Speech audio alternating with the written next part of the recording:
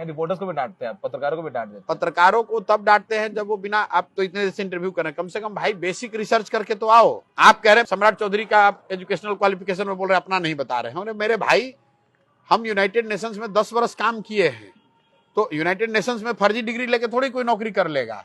और सम्राट चौधरी के एजुकेशनल क्वालिफिकेशन से अगर आप मेरी तुलना कर रहे हैं तो आप धन्य हैं प्रभु, आपकी पत्रकारिता का और आपकी विद्वता को नमस्कार करता हूं।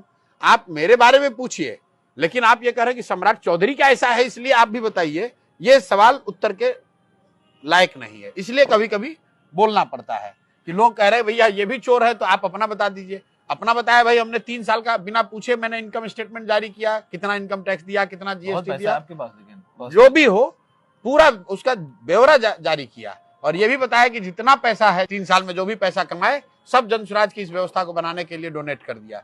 इसके बावजूद आप मेरी तुलना कर रहे हैं ऐसे लोगों से जो बिहार को गिद्ध की तरह नोच रहे हैं। अरे हम बिहार में कुछ कर पाए या न कर पाए, हम लोग बिहार को कुछ देने आए हैं, यहाँ से कुछ लेने नहीं आए हैं। अपना जीवन में जो कुछ भी है, शरीर, संसाधन, बुद्धि, सब कुछ दांव पर लगाया है बिहार को सुधारने के लिए, कुछ लेने नहीं आए हैं। और आप पत्रकार हो सकते हैं, लेकिन आप भी कम से कम व्यक्ति तो हैं, ह्यूमन बीइंग तो हैं। इतनी संवेदना तो रखो कि भाई कोई आदमी प्रयास कर रहा है, आपका ये आकलन हो सकता है कि हम सफल ना हो, हाँ। लेकिन इतनी संवेदना तो आपकी होनी चाहिए। और अगर नहीं है, हमारे प्रति ना हो, कम से कम बिहार के लोगों के प्रति तो होनी चाहिए कि देश का सबसे गरीब और पिछड़ा राज्य बिहार, वहां अगर कोई प्रयास कर रहा है, कम से कम उसका हौसला अफजाई नहीं कर रहे हो, मदद नहीं कर रहे हो, उसका टांग क्यों खींच रहे हो? इतनी सी बात है। स्कूल का बस्ता छाप पर बटन दबाएं, जन स्वराज को विजयी बनाएं।